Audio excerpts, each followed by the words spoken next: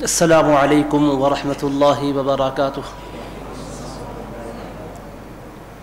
الحمد للہ رب العالمین والصلاة والسلام علی حبیبہ سید الانبیاء واشرف المرسلین وعلی آلہ الطیبین الطاہرین واصحابہ الاکرمین الافضلین وعلى من أحبهم وتبعهم بإحسان أجمعين إلى يوم الدين.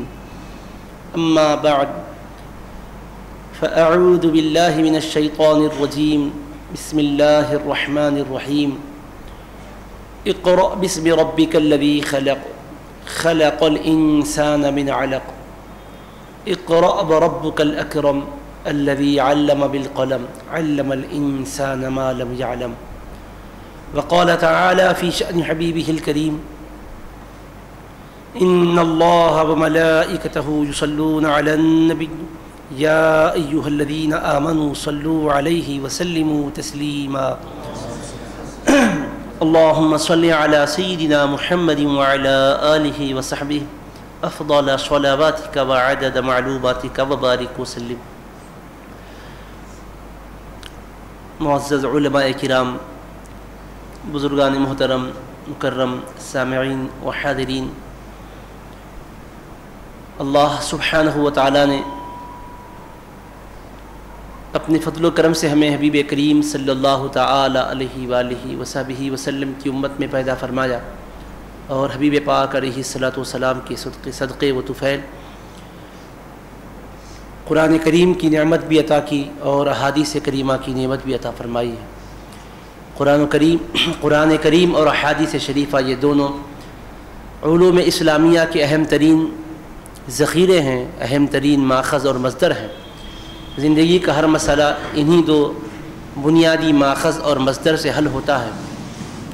اسی لیے ہمیں قرآن و سنت کے علم سے آراستہ اور پیراستہ ہونے کی شدید ضرورت ہے، اور جس قدر بھی ہم نے علم حاصل کیا ہے اس میں مزید ہمیں ترقی کرنا بھی ضروری ہے، کیونکہ علم دین یہ وہ لازوال نعمت ہے کہ بندہ جس قدر حاصل کرتا جائے گا اس کی طلب اور اس کی جستجو میں اضافہ اور ازدیاد ہی ہوتا جائے گا۔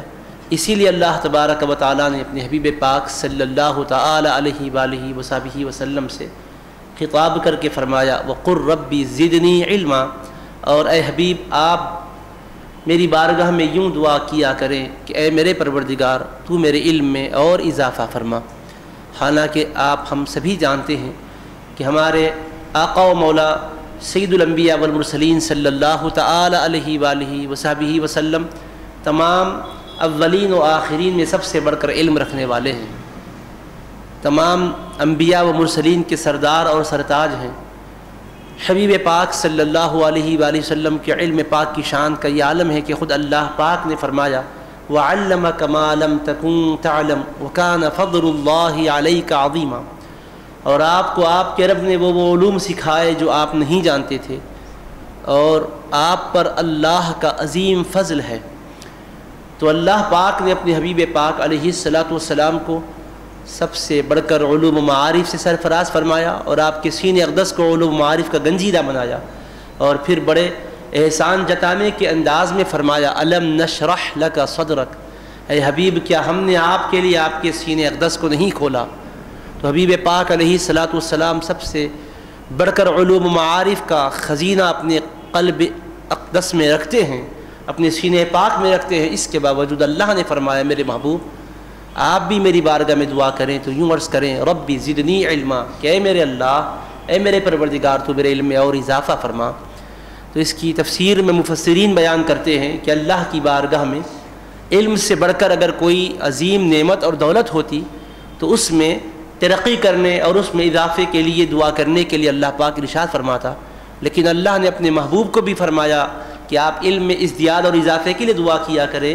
اس سے یہ بات واضح ہوئی کہ علم سے بڑھ کر کوئی نعمت اور دولت نہیں ہے۔ جس قدر بھی علم انسان کو حاصل ہوا ہے وہ آخری مرتبہ علم کا نہیں ہے، اس کو اور مزید ترقی کرنی چاہیے۔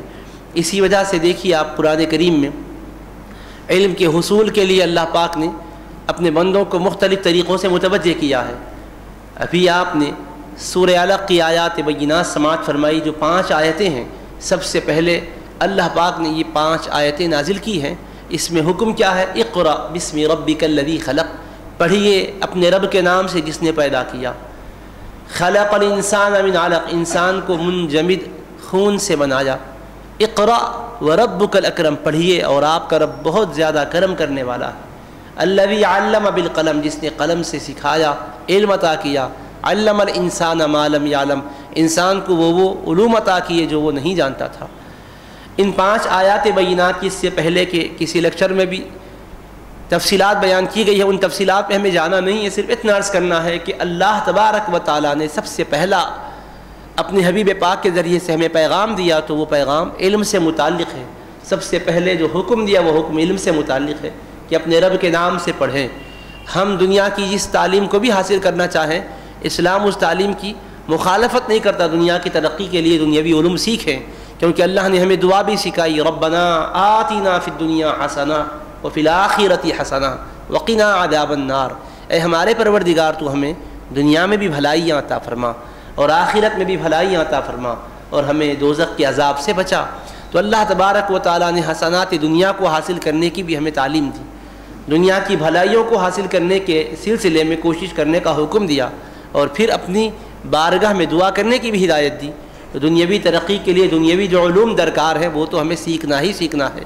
اللہ پاک نے فرمایا وَأَعِدُّوا لَهُم مَّا اسْتَطَعْتُم مِّن قُوَّةٍ، اور تم دیگر لوگوں کے سامنے برسر پیکار ہونے کی ضرورت پیش آئے، جس طرح دیگر اپنی تیاریاں کرتے ہو، اپنے جسم کو طاقتور بناتے ہو اور دیگر مقابلے کے لیے جو اسباب اور وسائل دنیا میں ضروری ہیں اس کو اختیار کرتے ہو، اسی طرح سے دنیا کے لیے جب مقابلے کی بات آئے تو سب سے اہم تیاری علم کی بھی کرو، تاکہ علم کے ذریعے سے ان کا تم مقابلہ کر پاؤ۔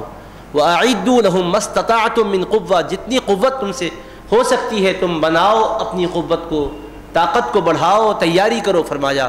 تو مادی وسائل سے بھی ہم آراستہ اور پیراستہ ہوں، اور معنوی یعنی علمی اعتبار سے، دنیاوی اعتبار سے بھی جو علوم ضروری ہے اس سے بھی ہم تیار ہوں، اللہ تبارک نے اس کا حکم فرمایا ہے۔ لیکن آج جس عنوان پر ہمیں گفتگو کرنی ہے وہ دینی علم کی اہمیت اور افادیت ہے۔ اللہ تبارک و تعالیٰ کے حبیب علیہ الصلاۃ والسلام نے علوم دینیہ کی طرف سب سے زیادہ ہمیں متوجہ ہونے کی ہدایات عطا فرمائی ہے۔ رسول کریم صلی اللہ تعالیٰ علیہ وآلہ وصحبہ وسلم کے امتی ہونے کے ناطے ہم پر پہلی ذمہ داری یہ بنتی ہے کہ ہم علم دین کو سیکھیں۔ سب سے پہلے ہم قرآن کریم کو درست طریقے سے پڑھنا سیکھیں۔ اس میں کوئی شک نہیں ہے کہ الحمدللہ مسلمانوں میں پہلے سے زیادہ علم کا شعور بڑھتا جا رہا ہے۔ مختلف ذرائع ابلاغ جو ہے اس کا مسلمان حصول علم کے لیے بھی صحیح استعمال کر رہے ہیں، لیکن عزیزان محترم یہ بھی ایک حقیقت ہے کہ ہم میں ناخواندگی کی بھی ایک بڑی تعداد ہے، نہیں جاننے والوں کی بھی ایک تعداد ہے۔ قرآن کریم صحت کے ساتھ نہیں پڑھنے والے کتنے ہم جائزہ لیں تو ہمیں اندازہ ہوگا کہ اچھی خاصی تعداد ان افراد کی بھی ہے جو صحت سے قرآن کریم کو نہیں پڑھتے، اور بہت سے وہ نمازیوں میں افراد آپ کو ملیں گے جو مسائل اور احکام نماز سے بڑی حد تک ناواقفیت رکھتے ہیں۔ کون سی صورت ایسی ہے کہ جس کی وجہ سے سجدہ سہو واجب ہوتا ہے، اور کون سی صورت ایسی ہے کہ جس کی وجہ سے نماز کو دوبارہ پڑھنا ضروری ہو جاتا ہے، اس کی تفصیلات کا ہر کسی کو علم نہیں ہے۔ تو یہ بنیادی علوم ہیں۔ علوم سے مراد ایک تو ہے کہ قرآن کریم پورا تفسیر کے ساتھ پڑھیں، احادیث کریمہ اس کی تشریحات کے ساتھ پڑھیں، یہ تو اضافی علوم ہے، اس میں تو ترقی کرنا ہے، لیکن بنیادی طور پر، اساسی طور پر ہر مسلمان کو قرآن کریم صحت کے ساتھ پڑھنا ضروری ہے، اور کم سے کم اس قدر تو قرآن پاک کا سیکھنا ضروری ہے جتنا کہ نماز میں پڑھنا لازم اور ضروری ہے۔ قرآن کریم کی تلاوت نماز میں بحالت قیام فرض ہے، تو اس حد تک تو قرآن کا صحت کے ساتھ سیکھنا، یاد رکھنا لازم اور ضروری ہے۔ اس میں اگر غفلت اور کوتاہی ہوگی، اس میں سستی اور لاپرواہی ہوگی تو اللہ کے پاس باس پرس ہوگی، مواخذہ ہوگا۔ اسی لیے اللہ کے حبیب صلی اللہ تعالی علیہ وآلہ وصحبہ وسلم نے اس علم کے بڑے فضائل بیان کیے ہیں۔ احادیث شریفہ کی تقریباً تمام کتابوں میں علوم دینیہ کے فضائل اور ان کے فوائد اور ان کے برکات اور اس سے ہونے والے ثمرات بیان فرمائے گئے ہیں۔ حبیب پاک صلی اللہ تعالی علیہ وآلہ وصحبہ وسلم مسجد نبوی شریف میں اپنے صحابہ کرام کو مشغول فرما دیے تھے، قرآن پڑھتے رہیں، ذکر کرتے رہیں، دعاؤں میں مصروف رہے، اور جو نہیں جانتے ان کو سکھاتے رہے، پڑھاتے رہے، مسائل کا آپس میں تذکرہ ہو، مذاکرہ ہو، اس کے لیے آپ علیہ السلام نے تعلیمات دے دی تھیں۔ تو حضرات صحابہ کرام نمازوں کے وقت ہی میں مسجد میں نہیں رہتے تھے، نماز کے علاوہ اوقات میں بھی بیٹھ کر ایک دوسرے سے قرآن و سنت کے علوم کا مذاکرہ کرتے تھے۔ معلومات جو جس کو حاصل ہے وہ دوسروں کو سناتے تھے، جن کو جو احادیث یاد ہے دوسروں کو سنا کر ان کے علم میں لاتے تھے۔ ایک مرتبہ کا تذکرہ آتا ہے حدیث پاک میں، سنن دارمی میں حدیث پاک ہے، رسول کریم صلی اللہ تعالی علیہ وآلہ وصحبہ وسلم مسجد نبوی شریف میں تشریف لائے اور اپنے صحابہ کرام کو دو طبقوں میں مصروف کار پایا، مشغول پایا۔ خوش ہوئے حضور علیہ السلام اور اپنی مبارک زبان سے توصیفی کلمات ادا فرمائے، کلاہما علی خیر، ارشاد فرمایا کہ یہ دونوں حلقے بھی اچھے اور بھلے کام میں لگے ہوئے ہیں، نیکی کے کام میں لگے ہوئے ہیں۔ اس سے ایک بات یہ بھی معلوم ہوتی ہے، اچھا کام دیکھیں تو خوشی کا اظہار ہونا چاہیے، کسی کو کوئی اچھا کام کرتے ہوئے دیکھے تو اس کی تحسین کرنی چاہیے، داد دینی چاہیے۔ حبیب پاک علیہ السلام کی سنت معلوم ہوتی ہے یہ کہ کسی کو علم کے کام پہ دیکھیں، کسی کو دین کے کام پہ دیکھیں، کسی کو خیر اور بھلائی کے کام پر دیکھیں تو خوش ہوں اور ان کو یہ اظہار کریں ان کے سامنے کہ آپ کام بہت اچھا کر رہے ہیں۔ تو حبیب پاک علیہ السلام نے فرمایا کلاہما علی خیر، یہ دونوں بھی طبقے اچھے کام میں لگے ہوئے ہیں۔ اس کے بعد حبیب پاک علیہ السلام نے دونوں میں جو کچھ عمل کی تفصیلات تھی اس کو واضح کی اور فرمایا اما ہؤلاء فیدعون اللہ ویرغبون الیہ، اب رہا یہ لوگ اللہ سے دعائیں کرتے ہوئے بیٹھے ہیں اور اللہ کی طرف لو لگائے ہوئے بیٹھے ہیں، ذکر میں مصروف ہیں، دعاؤں میں مصروف ہیں، یہ بھی اچھے اور نیک لوگ ہی ہیں، ان کا اپنا کام اچھا ہی ہے، لیکن ان کا دعا کرنا، یہ جو کچھ عمل خیر ہے اس کی حالت یہ ہے کہ انشاء اعطاہم و انشاء منعہم، اگر اللہ چاہے تو انہیں ان کی جو چیز مانگ رہے ہیں عطا فرما دے اور اگر چاہے تو نہ عطا فرمائے، دو چیزیں بھی ہو سکتی ہیں ان کے لیے۔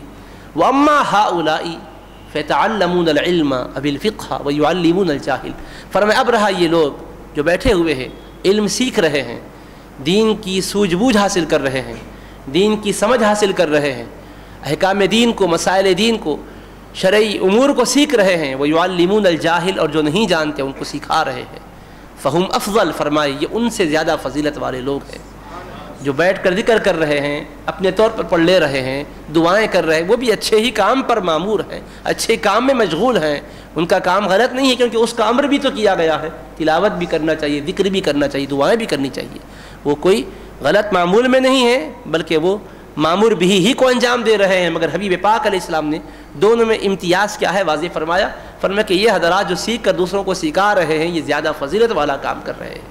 حبیب پاک علیہ السلام نے ان کی افضلیت کو واضح کیا، پھر اس کے بعد فجلس فیہم، رسول کریم صلی اللہ علیہ وسلم ان کے بیچ تشریف فرما ہوئے، جو سیکھ رہے تھے دوسروں کو سکھا رہے تھے، مسائل کا تبادلہ اور مذاکرہ ہو رہا تھا، خوش ہوئے ان پہ بیٹھ گئے اور فرمایا انما بعثت معلما، اس میں کوئی شک نہیں ہے مجھے بھیجا ہی اس لیے گیا ہے کہ میں علم کی خیرات بانٹوں، علم کو سکھانے کے لیے ہی آیا ہوں، معلم بنا کر ہی مجھے بھیجا گیا ہے۔ تو حبیب پاک صلی اللہ علیہ وسلم نے تعریف فرمائی، علمی خدمت کرنے والوں کی توصیف فرمائی اور علم کو سیکھنے والوں کی حوصلہ افزائی فرمائی۔ اس سے اندازہ ہوتا ہے کہ کس قدر حبیب پاک کی نگاہ میں وہ حضرات قابل قدر ہیں جو سیکھنے کے لیے بیٹھے ہیں، سکھا رہے ہیں، جو سیکھ رہے ہیں دوسروں کو سکھا رہے ہیں، جو سن رہے ہیں اوروں کو سنا رہے ہیں، تو یہ حبیب پاک علیہ السلام کی نظر میں غیر معمولی وقت اور اہمیت رکھنے والے لوگ ہیں۔ اور حبیب پاک تشریف فرما ہوئے اور جلوس اور اپنی تشریف فرمائی کے ذریعے سے صبح قیامت تک مجالس علم کی قدر اور عظمت کو بڑھا دیے کہ مجالس علم بظاہر مختصر ہی کیوں نہ ہوں لیکن حقیقت میں ان کے بیچ سرور کونین علیہ السلام کی رونق افروزی اور حبیب پاک علیہ السلام کی خصوصی توجہ شامل رہتی ہے۔ اس سے یہ بھی واضح ہو گیا، رسول کریم صلی اللہ تعالی علیہ وآلہ وصحبہ وسلم نے فرمایا اغدو عالما او متعلما او مستمعا او محبا ولا تکن الخامس فتہلک، یا تو تم علم سیکھ کر عالم بن جاؤ، یہ بہتر بات ہے، یا علم سیکھنے والے طالب علم بن جاؤ، متعلم بن جاؤ، یا علم کی باتوں کو بغور سننے والے بنو، جہاں سے باقاعدہ شریک ہو کر نہ سیکھ سکتے ہو تو حسب سہولت سماع کرنے والے بن جاؤ، اور فرمایا محباً علم سے، علمی خدمت سے، علم کا کام کرنے والوں سے محبت کرنے والے بن جاؤ، ولا تکن الخامس، پانچویں نہ بنو فتہلکا، ورنہ تم ہلاک ہو جاؤ گے۔ تو حبیب پاک علیہ السلام نے باقاعدہ علم سیکھ کر عالم بننے کی ہدایت دی۔ دوسرے نمبر پر سیکھتے رہتے حالت میں آپ نے پسند کیا کہ ایک آدمی سیکھتا ہوا رہے، تعلیم حاصل کرتا رہے، متعلم بن کر رہے۔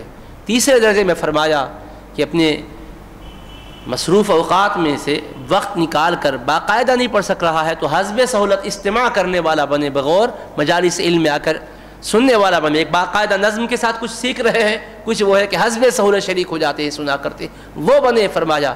اور کسی کو اگر اتنی ہمت نہیں ہو رہی ہے، اتنی غیر معمولی مشغولیت ہو چکی ہے، تو اس کو محبت تو رکھنی چاہیے کہ اللہ پاک مجھے موقع عطا فرمائے، میں بھی شریک ہو جاؤں، میں بھی سیکھ سکوں۔ تو محبت بھی کیا کرتی ہے، اس کو علم کی نعمت سے ہمکنار کر دیتی ہے، علم کی دولت سے مالا مال کر دیتی ہے۔ تو فرمایا محب تو بن جاؤ، محبت کرنے والے تو بنو۔ 5ویں بن جاؤ گے، یعنی اس سے دوری اختیار کر کے نفرت اور بغض رکھنے والے بن جاؤ گے، تو ہلاکت اور بربادی کے سوا ہاتھ کچھ نہیں آئے گا۔ تو جو لوگ باقاعدہ نہیں سیکھ سکتے ہیں، دروس میں شریک نہیں ہو سکتے، اتنا تو ہونا چاہیے، دل کے اندر رغبت تو ہو، جستجو تو ہو، طلب تو ہو، محبت تو ہو، ایک ولولہ اور جوش تو ہو کہ اللہ ہمیں بھی موقع عطا فرمائے، ہمیں بھی فرصت نصیب ہو۔ اور جب شوق اور ذوق، محبت اور طلب رہتی ہے تو خود بخود اسباب بن جاتے ہیں، حالات اس کے لیے سازگار ہو جاتے ہیں، اللہ پاک اپنی شان کریمی سے اس کی مدد اور دستگیری فرماتا ہے۔ تو محبت بھی ہونی چاہیے۔ تو رسول کریم صلی اللہ تعالیٰ علیہ وسلم کے اس ارشاد کو علامہ علی المتقی الہندی نے کنز العمال شریف کے اندر بیان فرمایا ہے۔ رسول پاک صلی اللہ تعالیٰ علیہ وآلہ وصحبہ وسلم نے علم کی جو عظمتیں بیان کی تھی، علم کی جو رفعتیں بیان کی تھی، صحابہ کرام نے واقعتاً اس عظمت اور فضیلت کو حاصل کرنے کے لیے بڑی جستجو کی، بڑی محنتیں فرمائی۔ جس کے علم میں یہ بات آتی کہ علم کی بات کسی شخص کو معلوم ہے اور راز انہوں نے حضور پاک علیہ السلام سے سنی ہے، تو وہ اس بات کو معلوم کرنے کے لیے بڑی مشقت اور صعوبت کو برداشت کر کے سفر بھی کیا کرتے تھے۔ چنانچہ سیدنا جابر بن عبداللہ الانصاری رضی اللہ تعالیٰ عنہ کے بارے میں صحیح بخاری شریف میں حدیث پاک ہے۔ صحیح بخاری شریف میں حدیث پاک کیا ہے؟ ان کے علم میں ایک بات آئی کہ ملک شام میں، دمشق میں ایک صحابی ہیں جن کے پاس نبی پاک علیہ السلام کی ایک حدیث پاک ہے جس کو انہوں نے راز حضور پاک علیہ السلام سے سنا ہے، اور ان کو بھی وہ حدیث معلوم ہوئی مگر ایک واسطے سے معلوم ہوئی، ڈائریکٹ سننے والوں سے نہیں سنے، سننے والوں سے جنہوں نے سنا ہے ان کے ذریعے سے سنے ہیں۔ تو بات تو معلوم ہوئی کہ کیا آقا نے فرمایا ہے، مگر دل میں یہ خواہش پیدا ہوئی کہ کیوں نہ ان سے سنوں جنہوں نے حضور پاک علیہ السلام سے سنا ہے، براہ راست سننے والوں سے سن لوں، ایک واسطہ ہے، بجائے اس کے کہ وہ واسطے رہیں، ڈائریکٹ ان تک پہنچ کر سننا چاہیے۔ اس شوق علم نے ان کو 1 مہینے کا سفر کروایا۔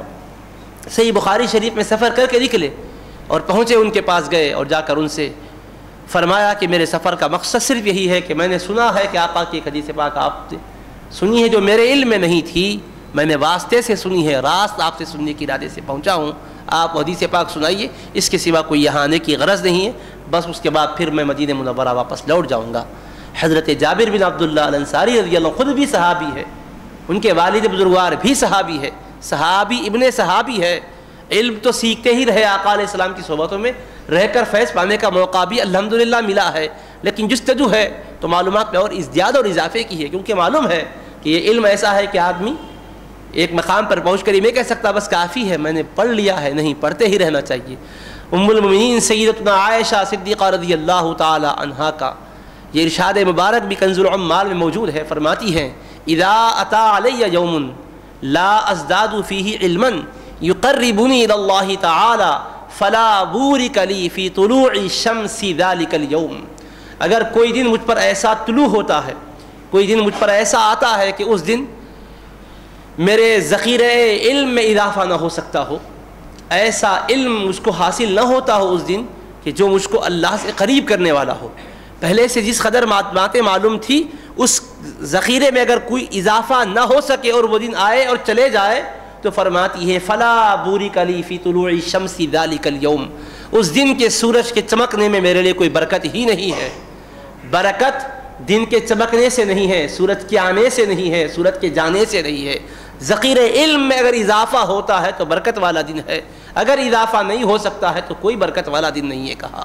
خیر و برکت کے لیے ہم بہت کچھ کرتے ہیں، ام المؤمنین بیان کرتی ہے کہ خیر و برکت کے لیے سب سے بہتر نسخہ کیمیا ہے تو وہ یہ ہے کہ آقا کریم علیہ السلام کی تعلیمات میں سے ہر دن کچھ نہ کچھ تعلیمات حاصل کرتے رہیں تاکہ اضافہ اور ازدیاد ہوتا رہے برکتیں زندگی میں آئے۔ آج کاروبار کے اعتبار سے ہم پریشان ہوتے ہیں تو برکتوں کے لیے کچھ نہ کچھ ہم پوچھتے ہیں کہ کاروبار ہمارے صحیح نہیں چل رہے ہیں، روزگار بہتر نہیں ہے، معاشی اعتبار سے ہم بڑی پریشانی میں ہیں، گھریلو زندگی میں ہم ناکام ہیں اور بہت سے امور میں ہم الجھے ہوئے ہیں۔ حضرت ام المؤمنین نے بتایا برکت کے حصول کا طریقہ کیا ہے۔ کوئی نہ کوئی ایک آقا کی پیاری بات سن لو، ایک سنت کو معلوم کر لو، ایک دین کے مسئلے کو معلوم کر لو، خواہ نماز سے تعلق رکھتا ہو کہ روزے سے، زکوٰۃ سے ہو کہ حج سے، اخلاقیات سے ہو یا معاملات سے، عبادات سے ہو یا اعتقادیات سے، غرض کے کسی بھی طبقے سے، کسی بھی جہت سے ہو، لیکن معلومات میں ازدیاد اور اضافہ ہو جائے گا۔ جو علم کے اللہ سے قریب کرنے والا ہے، وہ اللہ کی قربت دلانے والی جو تعلیمات ہیں وہ حضور پاک علیہ السلام ہی کی تعلیمات ہیں، وہ دین کا ہی علم ہے۔ فرمایا اس میں کچھ نہ کچھ اضافہ کر لو اپنے معلومات کے ذخیرے میں، پھر یقین کر لو کہ تمہارا دین برکت والا ہے، تمہاری تجارت نفع بخش ہے، تمہارا سفر کامیاب اور بامراد ہے، تم کبھی نامراد اور ناکام نہیں رہو گے، برکتیں برکتیں تمہارے ساتھ رہے گی۔ یہ پیغام دیا ام المؤمنین رضی اللہ تعالی عنہا نے۔ حضرت شیخ الاسلام عارف باللہ امام محمد انوار اللہ فاروقی بانی جامع نظامیہ علیہ رحمت و رضوان نے مقاصد الاسلام کے حصہ چہارم میں 40 احادیث کریمہ فضائل علم اور فضائل علماء سے متعلق جمع فرمائی، اس لیے کہ تاکہ لوگوں کو معلوم ہو علم کی عظمت کیا ہے، علم کی فضیلت کیا ہے، اہل علم کا مقام کیا ہے، ان کا رتبہ اور درجہ کیا ہے، اس کی طرف توجہ کر سکے۔ کیونکہ آپ نے مسلمانوں کی دکھتی رگ پر ہاتھ رکھا، کیونکہ مصلحین، مبلغین، رشد و ہدایت کا کام کرنے والے بڑے نباز ہوتے ہیں، قوم و ملت کو کب کیا ضروری ہے ان کو اندازہ ہوتا ہے۔ اسی وجہ سے کسی مصلح اور مربی کے حوالے ہو گئے تو مکمل طور پر ان کی تربیت سے استفادہ کرنے کی کوشش کرنا، اپنے خیال کو، اپنی رائے کو وہاں بیچ میں لانے کی کوشش نہیں کرنا، ورنہ کیا ہوتا ہے آدمی صحیح تربیت نہیں پا سکتا۔ صحیح تربیت حاصل کرنے کے لیے کسی مربی کے حوالے ہو جانا چاہیے۔ تو حضرت نے تربیت کا کیا اچھا انداز اختیار کیا تھا، تمام دنیا کے حالات پر نظر فرمائی، تھے تو دکن کی سرزمین پر، آئے تھے مدینہ منورہ سے فیضان مصطفیٰ لے کر، آپ نے دیکھا دنیا میں کیا ہو رہا ہے، دکن میں کیا حالت ہے، ہندوستان کا حال کیا ہے، ماحول کیا ہے، مسلمان کس قسم پرسی سے گزر رہے ہیں، کس غربت اور پریشانی سے گزر رہے ہیں، اور دیگر مذاہب کا حال کیا ہے، دیگر باطل مذاہب کے ماننے والے اپنے مذہب کو باقی رکھنے کے لیے کافی سرمایہ خرچ کر رہے ہیں، بہت کچھ محنت اور مشقت کر رہے ہیں، ان کی جستجو کو دیکھا، ادھر قوم و ملت کا ہماری جو برا حال تھا اس حال کو دیکھا، اور فرمایا دیکھو لوگوں، اگر ترقی کا بلند ترین مقام حاصل کرنا ہے تو علم کی خدمت سے اپنے آپ کو وابستہ کر لو، سیکھو علم دین کو، اور اس دین کی خدمت کے سلسلے میں جو وسائل اللہ نے تمہیں دیے ان کو استعمال کرو۔ فرمایا دیکھو دین صرف چند عقیدوں کا نام ہی نہیں ہے، دین میں عقائد بھی ہے، اعمال بھی ہے، اور کوئی بھی مذہب کا ماننے والا ہو اس کا اپنا جو دین ہے وہ اس دین کو باقی رکھنے کے لیے محنت کر رہا ہے۔ آپ اس زمانے میں تخمینہ کیے عیسائیوں نے کتنا خرچ کیا اپنے مذہب کو پھیلانے کے لیے، آریہ سماج نے کیا خرچ کیا، دیگر باطل مذاہب نے کیا خرچ کیا، اس کی تفصیلات آپ نے درج کی اور فرمایا یہ سب کچھ کر رہے ہیں۔ چھوٹے چھوٹے باطل مذہبوں کے ماننے والوں کو اپنے مذہب کا اتنا پاس و لحاظ ہے کہ اس کو زندہ رکھنے کے لیے محنت کر رہے ہیں، سکھا رہے ہیں، اپنی قوم کو مذہبی معلومات دے رہے ہیں۔ اور ہم مسلمان ہیں، ہم نبی پاک علیہ الصلوۃ والسلام کے امتی ہیں، ہمیں اللہ نے خیر امت کا عظیم ترین اعزاز عطا کیا ہے، ہمارے سر پر کتنا عظیم تاج اللہ نے پہنایا ہے جس تاج کو دنیا کی کوئی طاقت چھین نہیں سکتی۔ فرمایا کنتم خیر امت اخرجت للناس، تم سب سے بہترین امت ہو جو لوگوں کو فائدہ پہنچانے کے لیے لائی گئی ہو، تم اپنے مقام کو پہچانو۔ سیدنا آدم علیہ السلام سے لے کر حبیب پاک علیہ السلام کی تشریف آوری تک کم و بیش 1 لاکھ، حبیب پاک علیہ السلام سے پیشتر کم و بیش 1,23,999 پیغمبر آئے، 1,24,000 کہتے ہیں، تو ظاہر سی بات ہے کہ حبیب پاک کے بشمول ہیں، تو حبیب پاک علیہ السلام سے پہلے تک 1,23,999 پیغمبروں کا دور رہا، ان کی امتیں رہی، لیکن اللہ نے خیر امت کا خطاب اگر دیا تو صرف سرکار کے غلاموں کو عطا کیا، حبیب پاک کے ماننے والوں کو عطا کیا، حبیب پاک علیہ السلام کے آغوش کرم سے مستفید اور مستفیض ہونے والوں کو عطا فرمایا۔ تو حبیب پاک علیہ السلام کی نسبت سے اللہ نے کتنا بلند مقام ہمارا رکھا، خیر امت فرمایا، سب سے بہترین امت ہو۔ تو دیگر مذاہب کا حال یہ ہے کہ وہ مذاہب کے ماننے والے اپنے مذہب کی اشاعت کے لیے خرچ کر رہے ہیں، اور ہم اپنے مذہب کی معلومات کے لیے کیا کر رہے ہیں، ہمیں مسائل شریعت کے بارے میں کس قدر جانکاری ہے، کس قدر واقفیت ہے۔ ہم اگر جائزہ لیں تو عزیزان محترم ہمیں اندازہ ہوگا کہ واقعی بہت کچھ ہمیں سیکھنا ہے. ہمارے حلقوں میں علمی اعتبار سے بہت زیادہ پسماندگی آ گئی ہے, ناخواندگی بڑھ گئی ہے, بہت پیچھے ہم جا چکے ہیں. تو فرمایا اس کے لیے آگے بڑھنا چاہیے. اب مثال کے طور پر اگر سرمایہ داروں سے کہا جائے کہ مال خرچ کرنا ہے تو فوراً سوچیں گے ایک مسجد کی تعمیر کے بعد ایک مسجد. حضرت اس زمانے میں لکھ رہے ہیں مساجد کی تعمیر پر خرچ کر رہے ہیں, پلوں کی تعمیر پر خرچ کر رہے ہیں, دارالمساکین پر خرچ کر رہے ہیں, لیکن دینی علم کی اشاعت میں ہم کیا خرچ کر رہے ہیں اس زمانے میں فرمایا تھا. آپ نے فرمایا تھا یہ بے شک سچ ہے کہ سب سے فضیلت والا صدقہ پانی کے ذریعے سے کیا جا سکتا ہے. پانی فراہم کرنا, پانی پلانا سب سے بڑی نیکی ہے. مگر فرمایا اگر کہیں پر نلوں کا بندوبست ہو, پانی نلوں سے پہنچ رہا ہو, پھر وہاں کنویں کھودے تو کیا اجر و ثواب کا باعث بنیں گے؟ ایک اضافی بات ہوگی, اس کی ضرورت نہیں ہے. بجائے اس کے اشاعت علم میں لگائیں گے تو یقیناً یہ سب سے بڑی نیکی بنے گا, سب سے بڑا صدقہ بنے گا. حضرت شیخ الاسلام امام انوار اللہ فاروقی رحمۃ اللہ علیہ اس وقت فرمایا تھا, حضرت کا وصال ہو کر بھی تقریباً 100 سال ہونے کو آ رہے ہیں, کیونکہ 1336 ہجری میں آپ کا وصال ہوا, اب ہم 1433 ہجری میں ہیں, تو ظاہر ہے کہ 33 ہجری ہو چکے, 34 میں داخل ہو چکے ہیں. تو اتنا عرصہ گزر گیا, تقریباً 98 برس سے پہلے تو آپ کا وصال ہوا.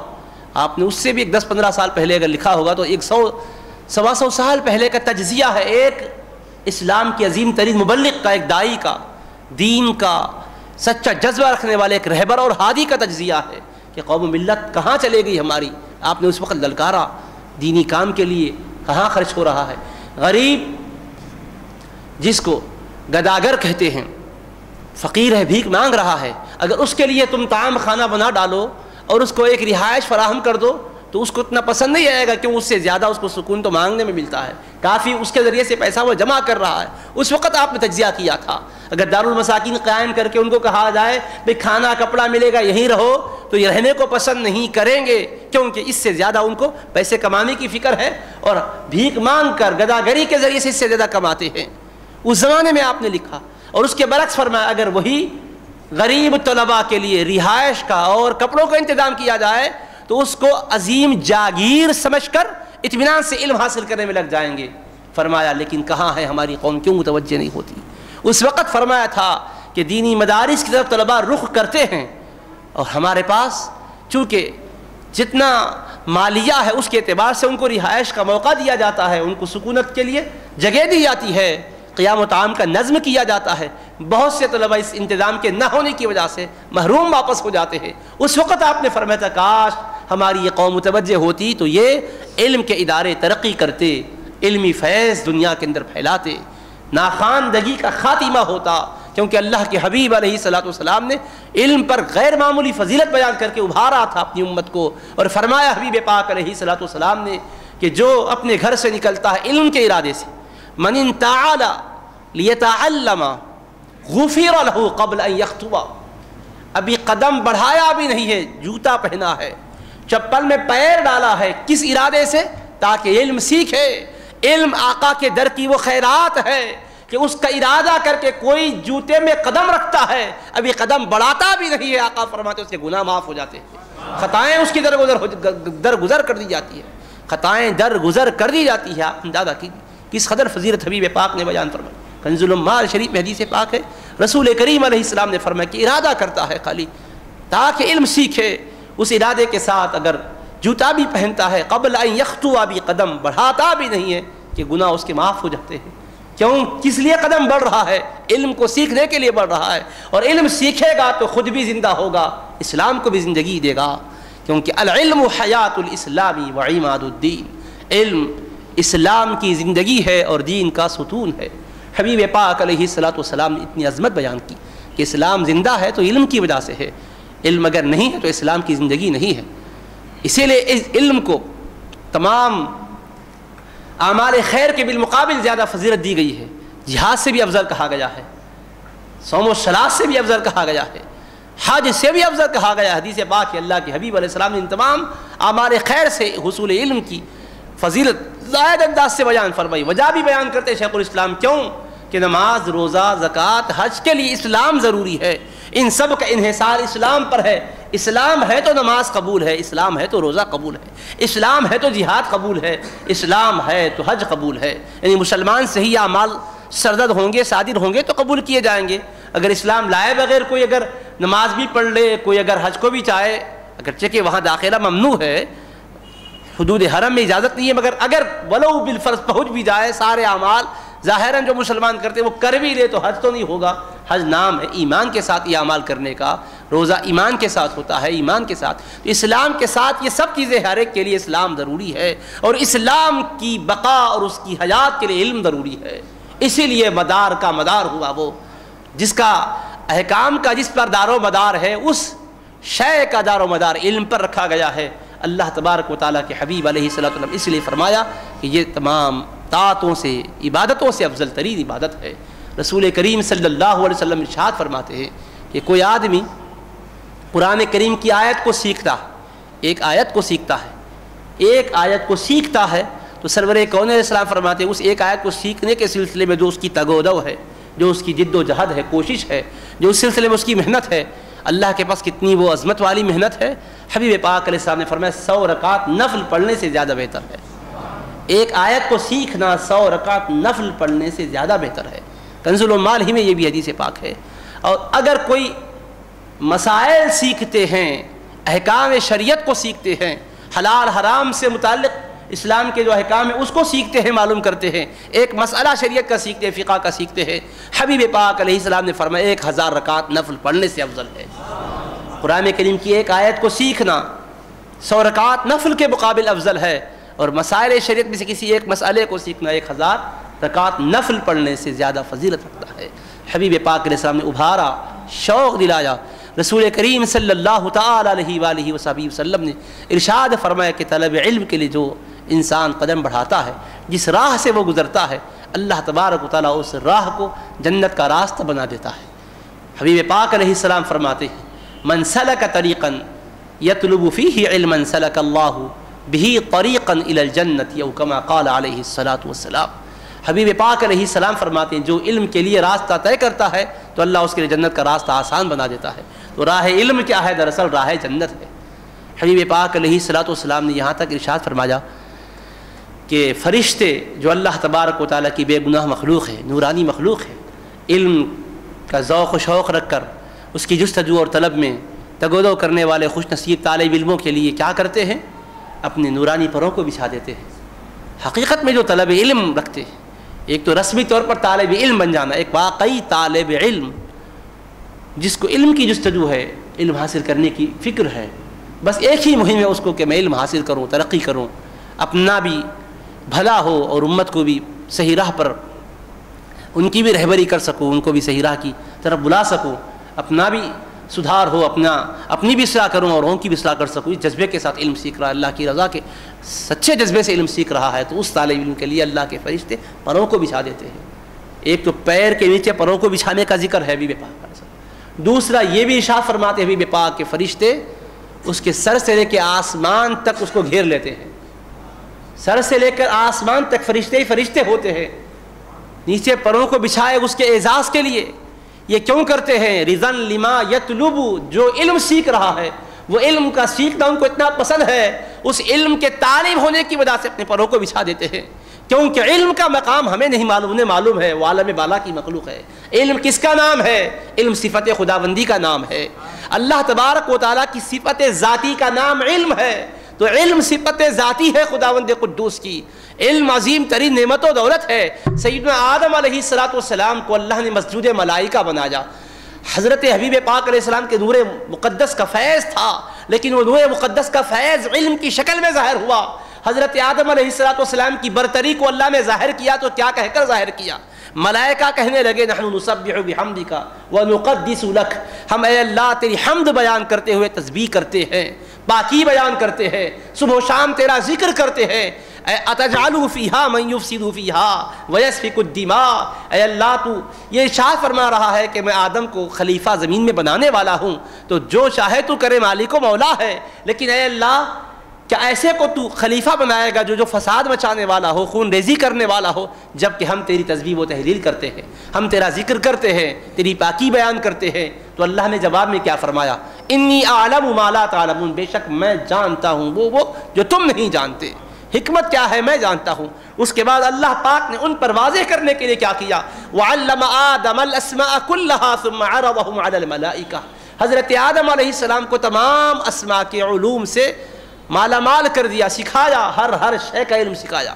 صبح قیامت تک جو اشیاء پیدا ہونے والی تھیں ان تمام چیزوں کے اسماء اور ان کے کیا کیا فوائد ہے اور کس میں کیا مضرت کے پہلو ہیں، اسے کیسے بچا جا سکتا ہے، وہ ساری چیزیں، ان کے خصائص، استعمال کے طریقے سب سکھا دی اللہ پاک نے۔ اللہ پاک سکھائے تو کیا اس کے لیے گھنٹوں کی ضرورت ہے، مدت کی ضرورت ہے؟ وہ اللہ پاک کی عطا ہے۔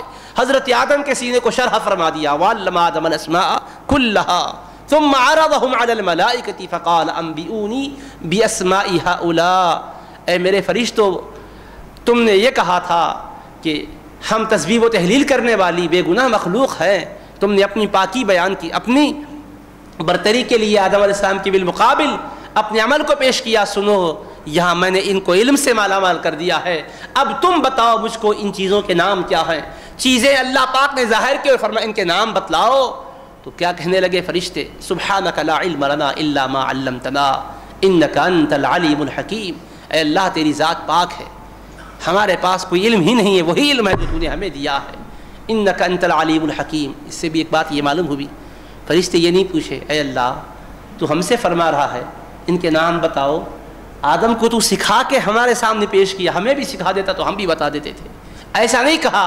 ادب والوں کا طریقہ کیا ہے اب دیکھیے، نورانی فرشتوں نے یہ نہیں کہا لا علم لنا الا ما علمتنا، اے اللہ تیری ذات پاک ہے، سبحانک لا علم لنا الا ما علمتنا، مولا ہمارے پاس علم وہی ہے جو تو نے عطا کیا ہے، اے اللہ ہم تیری پاکی بیان کرتے ہیں، ہر عیب سے تیری ذات پاک ہے، تیرا ہر معاملہ ہر اعتراض سے پاک ہے، ہر قسم کے سوال سے تیری ذات پاک ہے، اے اللہ تو علیم و حکیم ہے، علم بھی رکھتا ہے، حکمت بھی جانتا ہے، کس کو کیا دینا ہے، کس کے لیے کیا ضروری ہے، اے اللہ تو جاننے والا ہے، دانا و بینا ہے، علیم و حکیم ہے۔ اللہ پاک نے سیدنا آدم علیہ السلام کو ان کے سامنے کیا ظاہر کیا، یہ علوم سے مالا مال کر کے پیش کیا اور فرمایا یا آدم انبئہم باسمائہم، اے آدم ذرا ان فرشتوں کے سامنے آپ ان چیزوں کے نام کیا ہے بتلائیے۔ حضرت آدم علیہ السلام نے ان چیزوں کے سارے نام اور تفصیلات بتائے۔ فلما انبأهم باسمائهم قال الم اقل لكم انی اعلم غیب السماوات والارض واعلم ما تبدون وما کنتم تکتمون۔ حضرت آدم علیہ السلام نے جب ان چیزوں کے نام بتلا دیے تو اللہ نے فرمایا کہ میں نے تم سے نہیں کہا تھا میرے فرشتوں کہ میں آسمان کے پوشیدہ امور کو میں جانتا ہوں، زمین کی خفیہ چیزوں کو میں جانتا ہوں، اور جو کچھ تم ظاہر کرتے ہو اس کو بھی جانتا ہوں، جو کچھ کہ تم چھپاتے ہو اس کو بھی جانتا ہوں، کیا چیزیں نہاں ہے، کیا چیزیں پنہاں ہیں، کیا چیزیں عیاں ہیں، کیا واضح ہے، ہر شے کا مجھے علم ہے، میں جانتا ہوں فرمایا۔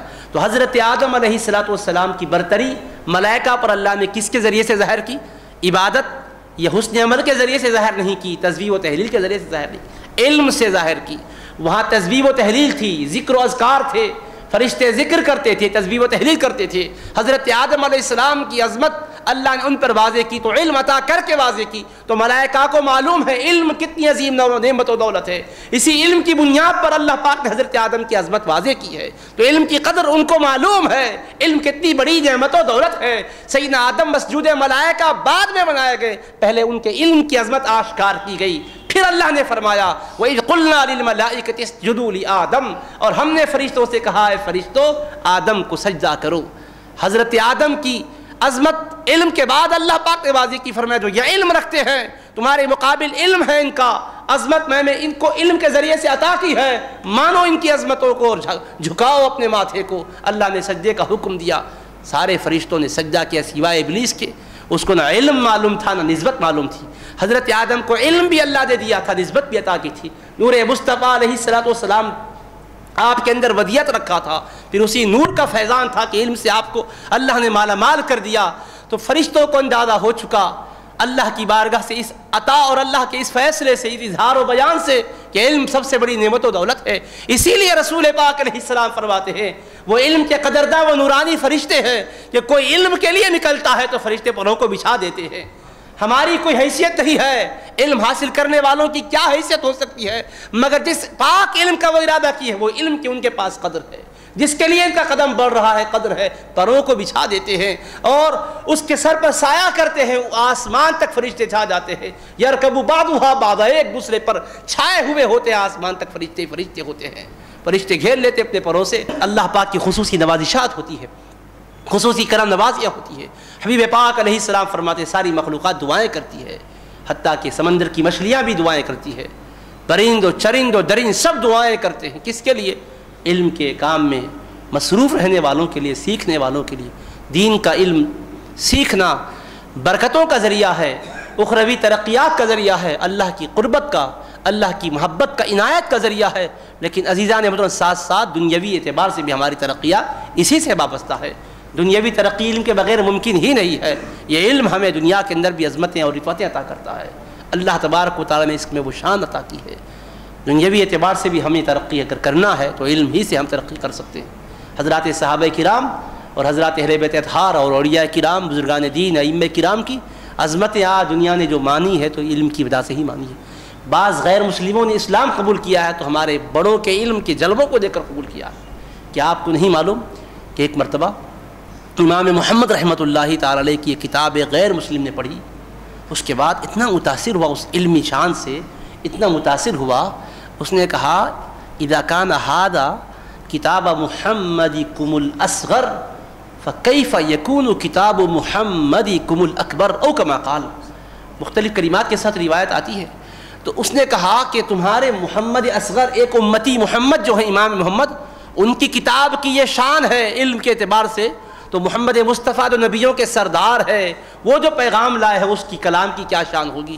یہ کہہ کر غیر مسلم مسلمان ہو گیا، کٹر دشمن تھا اسلام کا، وہ اسلام قبول کیا تو علمی شان کو دیکھ کر دنیاوی اعتبار سے تبلیغ اسلام میں بھی علم امید و مددگار بنتا ہے، اور اللہ اس کے ذریعے سے ظاہری ترقیات بھی عطا کرتا ہے۔ آج علماء کرام کے، ہمارے بزرگوں کے نام دنیا کے اندر جگمگا رہے ہیں ان کے علمی کارناموں کی وجہ سے۔ انہوں نے دنیا کو ایسا علم کا عظیم ترین ذوق عطا کیا۔ امام غزالی رحمۃ اللہ تعالی علیہ کے بارے میں منقول ہے کہ ایک غیر مسلم نے ان سے پوچھا کہ یہ جو آسمان کے سیارے ہیں، چاند و سورج ہیں، یہ جو سیارگان فلک گردش کرتے ہیں، ان کی گردش دو طرح کی ہوتی ہے، ایک تو سادہ گردش کرتے، ایک پھر ان کی الٹی معکوس گردش ہوتی ہے، حرکت ہوتی ہے۔ قرآن مجید میں ایک گردش کا تو ذکر ہے لیکن ان کی معکوس جو حرکت ہے اس گردش کا ذکر نہیں ہے۔ ذرا آپ ہمیں قرآن سے بتائیے۔ امام غزالی رحمۃ اللہ تعالی علیہ نے اسی سے پوچھا، اچھا وہ ایک گردش کا ذکر بھی قرآن میں کہاں ہے، ذرا تو بتا۔ تو آپ اندازہ کریے، ہم بھی مسلمان ہیں، قرآن پڑھتے ہیں، لیکن اتنی گہرائی سے کہاں پڑھتے ہیں، ہمیں فرصت نہیں ہے اس ذخیر علمی سے استفادہ کرنے کا، ہمارے اندر وہ شوق و جذبہ نہیں، غیر پڑھ رہا ہے تو اس طرح سے پڑھ رہا ہے کہ ایک گردش کو اس نے معلوم کر لیا کہ سیارے گردش کرتے ہیں، قرآن میں آیا ہے، اپنے مدار میں گھومتے ہیں، قرآن میں کہا ہے تو کہا کل فی فلک یسبحون، آیا ہے قرآن میں کہ سارے سیارگان فلک اپنے مدار میں گردش کرتے ہیں۔ دو مقام پر آیا، ایک تو سورہ انبیاء میں آیا، ایک سورہ یاسین میں آیا ہے، تو ان کی گردش کا ذکر ہے۔ تو حضرت امام غزالی کو اللہ نے کیا علم عطا کیا تھا۔ بعض وقت ایسا ہوتا ہے اللہ تبارک و تعالیٰ اپنے دینی خدمت کرنے والے بندوں کو رسوا ہونے نہیں دیتا۔ اس کی طرف سے سوال تھا، پہلے سے آپ نے یہ جواب تیار کیا تھا، کہہ کر تو منقول نہیں ہے لیکن اللہ پاک القاء کرنے والا ہے، دل میں ڈالنے والا ہے۔ اس نے کہا اس کے اندر ذکر ہے ایک گردش کا، الٹی گردش کا ذکر نہیں، تو آپ نے کہا اس میں الٹی گردش کا بھی ذکر اسی کے اندر ہے، معکوس حرکت کا بھی ذکر اسی میں ہے۔ کہا کیسے؟ تو کہا کلن فی فلکن، سیدھا پڑھو بھی تو کلن فی فلکن بنتا ہے، ادھر سے پڑھو بھی تو کلن فی فلکن بنتا ہے۔ اس کو لکھ کر آپ دیکھ لیجئے، کاف لام کلن، فا یا فی، پھر فا لام کا فلک، ادھر سے آؤ فلک ہے تو پہلے آخر میں کاف ہے، پھر دوسرے نمبر پر لام ہے تو کلن بن جاتا ہے۔ فلک کی فا کو لے لیجئے، فی کے یا کو لیجئے، وہ فا اور یا ملا ہے تو پھر فی بن جاتا ہے۔ پھر کلن فا جو ہے یہ فا کو ادھر سے پڑھو، فا لام کا فلک بنتا ہے۔ کلن فی فلکن، ادھر سے گئے تو بھی کلن فی فلکن ہے، ادھر سے آئے بھی تو کلن فی فلکن ہے۔ تو اللہ نے اس انداز سے ذکر کیا کہ اس ترتیب کا بھی ذکر ہے، اس ترتیب کا بھی ذکر ہے، حرکت مستویہ کا بھی ذکر ہے، حرکت معکوسہ کا بھی ذکر ہے۔ تو عزیزان محترم، دنیا کے چیلنجز کا مقابلہ بھی اسی علم کی روشنی میں ہم کر سکتے ہیں۔ دنیا کے پاس کون سا علم ہے؟ یہی علم کی خیرات سے دنیا آج استفادہ کر رہی ہے۔ اسلام پر گہرائی سے وہ جائزہ لے رہے ہیں، مطالعہ کر رہے ہیں، تو ہمارے لیے لازم اور ضروری ہے کہ ہم دنیاوی ترقی کے لیے بھی دینی علم سیکھیں، اور ہمارے عبادات اور احکام اور مسائل جو عبادات کی درستگی اور صحت کے لیے بھی اس علم کا سیکھنا ضروری ہے۔ یہ چند باتیں حصول علم کے سلسلے میں نے آپ کی خدمت میں عرض کی ہیں۔ اللہ تبارک و تعالیٰ علم دین کے فیوض و برکات سے مجھ کو، آپ کو، ہم سبوں کو مستفید و مستنیر فرمائے، اور ہمیں اس بات کی توفیق عطا فرمائے کہ ہم بھی سیکھیں اور ہم اپنے نونہالوں کو بھی اس علم کے سیکھنے کے لیے متوجہ کریں۔ اللہ تعالیٰ حبیب پاک علیہ السلام کے صدقے میں دین و دنیا کی سعادت عطا فرمائے، جو بیمار ہیں انہیں صحت و تندرستی عطا فرمائے، جو پریشان حال ہیں ان کی پریشانی کو دور فرما دے، جو بے روزگار ہیں انہیں حلال اور پاکیزہ روزی عطا فرمائے، جو علم کے راہوں میں چل رہے ہیں اللہ ان کے لیے حصول علم کی راہیں آسان فرما دے، دینی دنیاوی ترقیات عطا فرمائے، اعلیٰ سے اعلیٰ کامیابیاں نصیب اور مقدر فرما دے، اور جہاں مسلمانوں پر ظلم و ستم ہو رہا ہے پروردگار ان کی مدد فرمائے، اور دشمنوں کو ان کے بدعملیوں کی وجہ سے، ظلم و زیادتیوں کی وجہ سے ان کے کیفر کردار کو پہنچائے۔ یا ارحم الراحمین، کرم فرما، فضل فرما، رحم فرما، ہم سب کو اے اللہ اپنے اور اپنے محبوب پاک کی بارگاہ میں بار بار حاضری کی سعادتیں عطا فرما، برکتیں عطا فرما۔ صلی اللہ تعالی علی خیر خلقہ سیدنا محمد وعلی آلہ وصحبہ اجمعین، والحمد للہ رب العالمین۔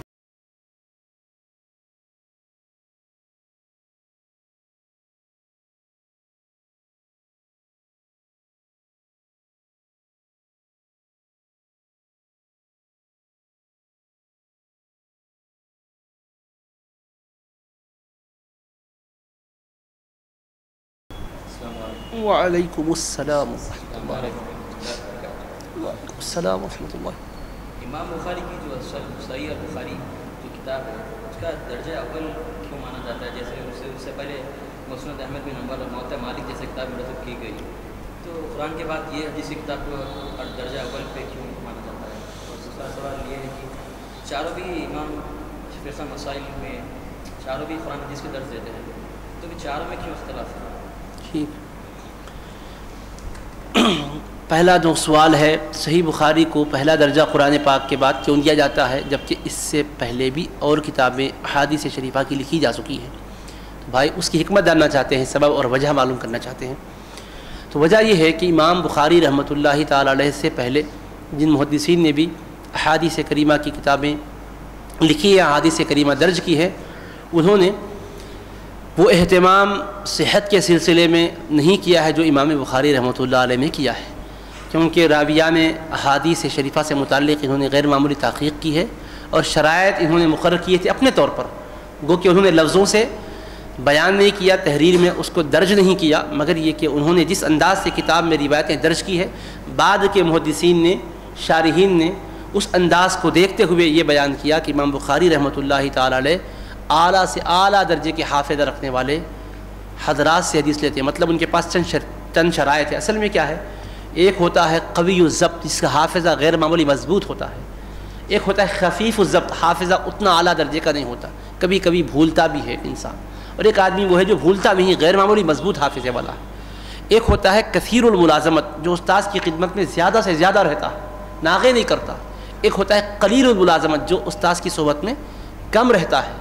اب امام بخاری رحمۃ اللہ علیہ کیا کرتے ہیں، حافظہ بھی اعلیٰ درجے کا دیکھتے ہیں، اور پھر دیکھتے ہیں کہ جو شاگرد استاد سے حدیث بیان کیا ہے وہ ان کی صحبت میں زیادہ رہا ہے یا کبھی کبھی آیا ہے، ایک آدھ مرتبہ بھی آیا ہے کوئی، اور حافظ اگر مضبوط ہے مثال کے طور پر، تو اس کی روایت لینے میں کوئی حرج نہیں ہے، کیونکہ حافظہ مضبوط ہے، جو سنا وہ یاد رکھا ہے، ایک بار اگر آیا تو ایک بار کی روایت لیا ہے، تو دیگر محدثین اس کو لیتے ہیں، لیکن امام بخاری رحمۃ اللہ علیہ دیکھتے ہیں کہ اس کا استاذ کے ساتھ اٹھنا بیٹھنا کیسا رہا ہے، زیادہ سے زیادہ مجلس میں رہا یا کم رہا، کم رہا تو اس کا مطلب شوق ذرا کم تھا، زیادہ رہا تو غیر معمولی شوق اور جذبہ تھا، غیر معمولی رغبت تھی۔ اس طرح سے انہوں نے کیا کیا، قوی الضبط جو غیر معمولی حافظے والے، کثیر الملازمت جو کثرت سے استاذ کی صحبت میں رہنے والے، ان کو آپ نے کیا کیا، اہمیت دیا۔ نمبر 2 پہ کیا کیا آپ نے، قوی الضبط کو دیکھا، قلیل الملازمت ٹھیک ہے حافظہ اعلیٰ درجے کا ہے، کبھی کبھی بھی رہا ہے تو اس کو لے لیں گے، لیکن اعلیٰ درجے کا حافظہ ضروری ہے۔ بعد کے محدثین نے دیکھا کہ حافظہ اعلیٰ درجے کا سب کا یکساں تو نہیں ہوتا، اللہ پاک نے سب کو تفاوت کے ساتھ ذہنی صلاحیتیں عطا فرمائی ہے، ہر ایک کے حافظے میں کچھ نہ کچھ قدر فرق رہتا ہے، تو بہرحال اس کی صداقت اور دیانت کو دیکھا کہ حافظہ کمزور اگر ہے اس کے جیسا نہیں ہے جو پہلے والا ہے، لیکن جھوٹا تو نہیں ہے، بد دیانت تو نہیں ہے، خیانت کرنے والا تو نہیں، انہوں نے اس سے روایتیں لی، امانت دار سے، صداقت شیار سے لی۔ لیکن امام بخاری میں امانت داری اور صداقت شیاری کے ساتھ کیا دیکھا، غیر معمولی حافظے کو بھی دیکھا۔ تو جو شرائط ان کی کتاب میں انہوں نے ملحوظ رکھی ہیں، ان شرائط کی وجہ سے دیگر کتابوں میں اس کو برتری اور فوقیت حاصل رہی ہے۔ اس کے بہتر اور اعلیٰ درجے میں ہونے کی وجہ ان کے وہ کڑی شرطیں ہیں جو کہ انہوں نے اپنی کتاب کے اندر روایتوں کو لینے کے سلسلے میں ملحوظ رکھی تھی، پیش نظر رکھی تھی۔ اور یہ بھی دیکھتے امام بخاری کہ دونوں کا زمانہ ایک ہے یا نہیں ہے۔ ایک شخص دوسرے سے کہتا ہے بھی میں فلاں سے یہ حدیث سنا ہوں، تو امام بخاری دیکھتے ہیں کہ دونوں کا زمانہ ایک ہے یا نہیں ہے، کیونکہ یہ ان سے کب سنیں کہ زمانہ ایک ہونا ضروری ہے۔ ایک زمانہ ہے تو کافی ہے کیا؟ تو امام بخاری بولتے کافی نہیں ہے، ملے بھی یا نہیں ملے یہ بھی معلوم کرنا ضروری ہے۔ تو ہم زمانہ ہونے کے ساتھ باہم ملاقات ہوئی ہے کیا، اس کی تفصیل معلوم کرتے۔ اگر ملاقات ہوئی ہے کہ اگر ثابت ہو گیا تب روایت لیتے، صرف ہم زمانہ ہونے کو کافی نہیں سمجھتے۔ دیگر محدثین کہتے ہیں بھئی ہم زمانہ ہے اور آدمی تو سچا ہی ہے، اب ملا ہے نہیں ملا ہے کہ اگر واضح نہ بھی ہوا ہو، اس کی تفصیلات معلوم نہ بھی ہوئی ہو، تو سچا آدمی ہے، دیانت دار ہے، کبھی جھوٹ نہیں بولا، دھوکہ نہیں دیا، کبھی کسی کے ساتھ بے وفائی نہیں کیا ہے، اور وہ اس کے زمانے ہی میں رہتا ہے، تو اس سے اگر حدیث بیان کر رہا ہے تو ہمیں بھروسہ اور اعتماد کرنا چاہیے، کہہ کر دیگر لوگوں نے بھروسہ اور اعتماد کیا۔ امام بخاری نے غیر معمولی کڑی شرطیں لگائی، ان کڑی شرطوں کی وجہ سے بہت سی حدیثیں اعلیٰ درجے کی صحیح ہی تھی، مگر ان کی غیر معمولی شرطوں کی وجہ سے ان سے رہ گئی ہے، اس کو دیگر محدثین نے جمع کیا ہے۔ اس اعتبار سے اس کو اصح الکتب بعد کتاب اللہ، یعنی قرآن مجید کے بعد دیگر احادیث کتابوں میں سب سے زیادہ معتبر کتاب کہا جاتا ہے، تو دوسری غیر معتبر نہیں ہے۔ صحت کے مراتب میں سے یہ اعلیٰ مرتبے کی کتاب ہے، یہ مطلب اس کا ہے۔ ٹھیک ہے، بات واضح ہوگی یا نہیں؟ ایک بات ہے۔ دوسری بات، امام مالک کی جو کتاب ہے نا موطا، اس کو بھی کہا گیا کہ وہ اصح الکتب بعد کتاب اللہ ہے، ہر ایک کی اپنی تحقیق کے اعتبار سے ہے۔ اور مسند امام اعظم کو، کیونکہ امام اعظم کی مرویات سے بڑھ کر اصحیت میں کوئی مرویات نہیں ہو سکتی، کیونکہ امام بخاری کو 6 واسطے 5 واسطے 4 واسطے ملتے ہیں بخاری شریف میں، اور امام اعظم ابو حنیفہ رحمۃ اللہ علیہ کو 3 واسطے ملے، 2 واسطے ملے، 1 واسطہ ملا، اور بالکل صحابی ایک ہی صحابی سے روایت کرنے کا ان کو شرف حاصل ہوا، تو ان کے واسطے کم ہیں۔ حقیقت کے اعتبار سے دیکھا جائے، فقہ اور اجتہاد کے اعتبار سے، تو امام بخاری سے بڑھ کر مرویات صحت کے درجے میں امام اعظم کی ہوں گی، جو امام اعظم نے بیان کی، جو ان کی تلامیذان نے اپنی کتابوں میں درج فرمائی ہے۔ مگر باضابطہ طور پر حدیث کے لیے تصنیف کردہ کتابوں میں چونکہ بخاری کا نام صفحے اول میں آتا ہے، اس لیے اس کی تصنیف کے اعتبار سے امام بخاری رحمۃ اللہ لکھے باضابطہ، امام اعظم لکھے نہیں، لکھوائے۔ پہلے کیا تھا طریقہ معلوم؟ استاد محترم روایتیں بیان کرتے تھے، شاگرد لکھ لیتے تھے، اور جس استاد سے سنے ان کے نام سے لکھ لیتے تھے، بھی حضرت نے بیان کیا، اس کو امالی کہتے تھے۔ تو ہمارے امام اعظم تحریر کرنے کے بالمقابل کیا کہ تحریر کروائے، اس وقت زبانی درس کا رواج تھا۔ امام بخاری رحمۃ اللہ علیہ کے زمانے میں بھی تھا، لیکن انہوں نے کیا کیا، استاد جو کچھ سنا خود تحریر بھی کیا، تحریری شکل میں پیش کیا۔ اس طرح سے تصنیف کے اور تالیف کے اعتبار سے یہ کتاب کا یہ اعتبار رہا ہے۔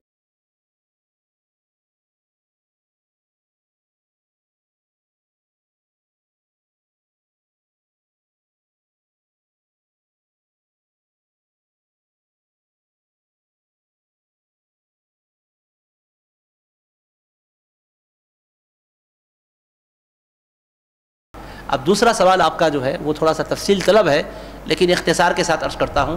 آپ یہ پوچھے ہیں، آپ نے جیسا کہ سنا ہے، ائمہ کرام 4 ہیں، مجتہدین ہیں 4، اور چاروں میں اختلاف ہے۔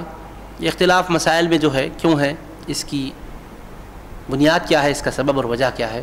تو بات اصل میں یہ ہے کہ اللہ کے حبیب صلی اللہ تعالی علیہ وآلہ وصحبہ وسلم کی احادیث شریفہ میں جو ہمیں تفصیلات ملتی ہیں سرور کون اسلام کے طریق نماز کے بارے میں، طریق حج کے بارے میں، اور صوم کے بارے میں، روزے کے بارے میں، زکوٰۃ کے بارے میں، اور دیگر امور معاشرت اور عبادات اور معاملات سے متعلق، تو اس میں کیا ہے، مختلف روایتیں آتی ہیں۔ سرور کون اسلام سے کسی موقع پر کوئی عمل منقول ہے تو کسی موقع پر کوئی اور عمل منقول ہے۔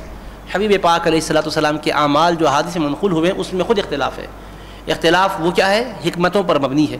رسول پاک علیہ السلام نے مثلاً نماز ادا فرمائی تھی، تکبیر تحریمہ کے وقت رفع یدین کیا تھا، رکوع کے وقت بھی کیا تھا، رکوع سے اٹھتے وقت بھی کیا تھا، سجدے میں جاتے وقت بھی کیا تھا۔ یہ احادیث کریمہ میں ملتا ہے عمل، لیکن بعد میں سرکار دو عالم نے اس کو ترک کر دیا کہہ کر بھی ملتا ہے۔ تو حدیث میں رفع یدین کا بھی ذکر ہے اور نہ کرنے کا بھی ذکر ہے۔ تو احادیث میں چونکہ اختلاف ہے تو ائمہ کرام میں لا محالہ اختلافی ہوگا۔ کسی کو یہ روایت معتبر سمجھ میں آئے گی تو وہ اس کو لے گا، کسی کو یہ روایت معتبر سمجھ میں آئے گی تو یہ اس کو لے گا۔ تو اختلاف دراصل احادیث کریمہ میں اختلاف کی وجہ سے ہوا۔ اس میں بھی کیوں ہوا؟ سرکار ایک ہی طریقے سے پڑھتے ہوتے شروع سے تو اچھا ہی تھا نا، مختلف طریقوں سے کیوں پڑھے ہیں؟ اللہ کے حبیب شروع سے ہی رفع دین آخر میں جب نہیں کرنا ہی تھا، شروع سے نہیں کر کے پڑھتے ہوتے تو قصے ختم ہو جاتا تھا، یہ بھی کوئی سوچ سکتا؟ تو سنیے اس کی بھی حکمتیں ہیں۔ اللہ تبارک تعالیٰ اپنی عبادات کے ذریعے سے اپنے محبوب کی سنتوں کا احیاء چاہتا ہے، حبیب پاک علیہ الصلوۃ والسلام کے اداؤں کو اور طریقوں کو باقی رکھنا چاہتا ہے۔ اللہ کی عبادت ہے، حبیب پاک جس طریقے سے کرے اللہ کو پسند ہے، رفع دین کرے تو بھی پسند، نہ کرے بھی تو پسند ہے۔ اللہ نے یہ بتلا دیا کہ یہ میری عبادات جو ہیں میرے حبیب کی اداؤں کے سانچے میں ڈھلی ہوئی ہوں گی، میرے حبیب جب جیسا کرے یہ ان کی مرضی کی بات ہے، حبیب جب جس طرح چاہے کرے، اور جس طرح بھی کریں گے میرے حبیب کیوں کرے نہیں پوچھوں گا، جیسا کریں گے میرے حبیب قیامت تک میرے حبیب کی اداؤں کو باقی رکھوں گا۔ تو اللہ پاک نے اس طرح سے نظم کیا ہے کہ ائمہ کرام کے فقہی اختلاف اور اجتہاد کے ذریعے سے سرور کونین علیہ السلام کے وہ اعمال جو کسی موقع پر آپ نے کیے تھے بعد میں ترک فرما دیے، وہ بھی قیامت تک جاری رہے، ان کی وجہ سے جاری رہیں گے۔ اور ایک حکمت ہے دوسری، ایک تو اداؤں کا آپ کی باقی رہنا ہے، دوسری حکمت کیا ہے؟ سارے مسلمان صرف دنیا کے کسی ایک خطے ہی میں نہیں ہوں گے، ہر مقام پر پہنچیں گے، اور ہر زمین کے تقاضے الگ ہے، ہر جگہ کے جغرافیائی خاصیات الگ ہے۔ پانی کے سلسلے میں رسول پاک علیہ الصلوۃ والسلام کی احادیث بھی مختلف ہے۔ کسی جگہ یہ آتا ہے کہ پانی لا ینجسہ شیء، پانی کو کوئی شے ناپاک ہی نہیں کر سکتی ہے، کوئی بھی ناپاک چیز پانی میں گر جائے پانی ناپاک نہیں ہوگا، پانی پاک رہتا ہے۔ الماء طہور لا ینجسہ شیء، کوئی چیز ناپاک نہیں کر سکتی، اس کے اندر کوئی بھی چیز گر جائے ناپاک نہیں کر سکتی، کیا مطلب؟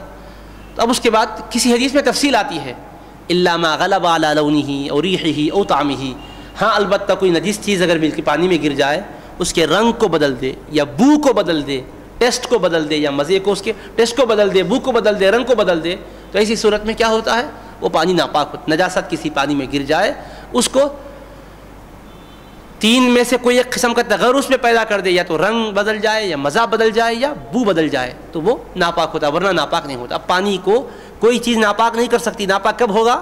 یا تو رنگ بدلنا، یا بو بدلنا، یا مزہ بدلنا، یہ حدیث پاک میں ارشاد ہے۔ لیکن کتنی مقدار میں پانی ہے تو ناپاک نہیں ہوگا، اس کا تو اس میں ذکر نہیں ہے۔ اب محدثین نے احادیث کو دیکھا، اللہ کے حبیب کے اور ارشادات کو دیکھا، تو پھر اس کے بعد کہا کہ کثیر پانی اگر ہے تو ناپاک نہیں ہوگا۔ آپ کب ناپاک ہوگا؟ اس میں رنگ بدلنا یا بو بدلنا یا مزہ بدلنا، جب تک کہ رنگ یا بو یا مزہ نہیں بدلا، چاہے پیشاب کا خطرہ کتنا بھی کیوں نہ گر جائے، باٹل بھی پیشاب ڈال دو، پانی اگر کثیر ہے تو ناپاک نہیں ہوگا۔ کب ناپاک ہوگا؟ اس میں بو آنا یا رنگ بدلنا یا مزہ بدلنا، کثیر۔ اب کثیر کس کو کہیں گے، زیادہ کس کا، مقدار کا کیا اعتبار ہوگا؟ اب اس میں اختلاف ہوا، کسی نے 200 لیٹر کہا، کسی نے کہا کہ اتنے لیٹر نہیں کہیں گے، اس کا پھیلاؤ دیکھیں گے کہ زمین پر کس قدر پھیلا ہوا ہے، ادھر 10 گز لمبائی میں، 10 گز چوڑائی میں، 10 بائی 10 گز ہو ہر طرف سے، تو وہ کثیر ہے۔ اگر اس میں کوئی ناپاک شے گر جائے، ایک قطرہ گر جائے، تو وہ ناپاک نہیں ہوگا، اس وقت ناپاک ہوگا جبکہ رنگ یا بو یا مزہ بدل جائے۔ اب اختلاف ہوا، کثیر کی مقدار میں اختلاف ہوا، کوئی قلتین 2 مٹکے کا ہے، آج کل کے حساب سے 200-250 لیٹر ہوتے ہیں اس کے، امام شافعی اسی طرف گئے، امام احمد بن حنبل اسی کی طرف گئے۔ کثیر کا مطلب انہوں نے کہا کہ قلتین ہو تو کثیر ہے، اس سے کم ہو تو قلیل ہے۔ ہمارے امام اعظم کی طرف گئے 10 بائی 10 گز کی طرف، اس کی تفصیل ہے احادیث کریمہ سے، صرف میں آپ کو بتانا چاہ رہا ہوں کہ یہ۔ اور امام مالک کس طرف گئے، وہ کہے مقدار کا کوئی اعتبار ہی نہیں ہے، بس قلیل کتنا بھی ہو پانی ناپاک نہیں ہوگا، ناپاک اسی وقت ہوگا گھڑے بھر پانی میں، اگر قطرہ خون کا گر گیا تو کہتے ہیں ناپاک نہیں ہوگا، ناپاک کب ہوگا؟ اسی وقت ہوگا جب کہ رنگ بدلے یا بو بدلے یا مزہ بدلے۔ اب یہ اختلاف ہوا، چاروں اماموں نے حدیث کی روشنی میں یہ لیا۔ اللہ تبارک و تعالیٰ کی شان کریمی دیکھو، دنیا کے مختلف علاقے ہیں لیکن پانی ہر جگہ ایک سا نہیں ملتا، کہیں پانی زیادہ مقدار میں ملتا ہے تو کہیں پانی کم مقدار میں ملتا ہے۔ اب امام مالک کا مسئلہ جس علاقے میں پھیلا وہاں پانی کی قلت ہے، اب اگر یہ مسئلہ اگر وہاں چلتا ہوتا تو ان کے لیے زحمت کا باعث بنتا تھا۔ اللہ نے محبوب پاک کی حدیث کریمہ میں ایسی وسعتیں رکھی ہے کہ وہ وہاں رہبری کا سامان فراہم کر رہی ہے۔ تو ہر جگہ آپ دیکھیں اسلام پھیل رہا ہے، حبیب پاک کی احادیث کریمہ میں وہ نزاکتیں ہیں، اس میں لچک ہے، اسلام کی طبیعت میں اللہ نے لچک دی ہے، سرکار کی حدیث میں اللہ پاک نے مرونت اور لچک رکھی ہے، وہ لچک کی وجہ سے قانون چلتا ہے، جس قانون میں لچک نہیں ہے وہ قانون چلتا نہیں ہے۔ ایک مار دو ٹکڑے جو بولتے ہیں اس میں لچک ہونا ضروری ہے، ہر ایک کے لیے گنجائش اس کے اندر ہونا، اتنا وسیع ہونا کہ سب کے لیے اس کے اندر گنجائش نکل سکے۔ اس احادیث کریمہ میں یہ ایسے پہلو ہے، ہم جیسے عامیوں کو کیا سمجھ بھی آئیں گے، وہ اہل اجتہاد تھے، ان کی محنتیں تھیں، انہوں نے اس کو سمجھا، پھر اس کے اعتبار سے انہوں نے روایتوں کو لیا۔ مثال کے طور پہ ایک اور بات بھی عرض کر دوں، اگر لڑکی بالغہ ہو اور وہ اپنا خود سے نکاح کرنا چاہے تو حدیث میں آتا ہے لا نکاح الا بولی، بغیر ولی کے نکاح ہو ہی نہیں سکتا. امام شافعی اسی پر ہے، دیگر تینوں امام بھی اسی پر ہے کہ بالغہ بھی ہے تو ولی ہونا ضروری. ولی کی اجازت نہیں ہے تو جیسا گواہوں کا ہونا ضروری ہے، ولی اور سرپرست کی اجازت کا، اس کی ولایت کا ہونا بھی ضروری ہے. ان کی ولایت نہیں ہے تو نکاح ہی نہیں ہوتا. امام اعظم ابو حنیفہ رحمۃ اللہ علیہ کی تحقیق میں یہ ہے کہ بالغہ ہے، نابالغہ بھی تو اس کا نکاح بغیر ولی کی اجازت کے ہو جاتا ہے. بالغہ کو اپنے نکاح کرنے کا اختیار ہے، ولی کی اجازت بہتر ہے، لیکن اگر ولی ارچانے اور رکاوٹیں ڈالے تو وہ اپنا خود نکاح کر لے سکتی ہے. اب آپ دیکھو احادیث میں دو پہلو بھی نکل گئے، ان اماموں نے وہ لیا، اس امام نے یہ لیا. اب دنیا میں سب جگہ یکساں حال تو نہیں رہتے. آپ دنیا کے حالات کو دیکھ، کچھ ایسے سرپرست ہوتے ہیں بچیاں بالغ ہو گئی مگر شادی کرنا ہی نہیں چاہتے. میں جانتا ہوں کتنے ایسے گھرانے ہیں، ایسے خاندان ہیں، بعض ہمارے ملنے جلنے والوں میں باپ کو کبھی شعور نہیں آ رہا اپنی بچیوں کی شادی کر. بچیاں بڑی بیٹی بڑی ہوگی، بال سفید ہو گئے، دوسری تیسری چوتھی، بعض بچے تو پاگل بھی ہو گئے شادی نہیں کرنے کی وجہ سے، کرنے کو تیار نہیں ہیں. اگر ایک ہی قانون رہتا ہوتا تو باپ بتائیے ان بچیوں کا حال کیا ہوتا.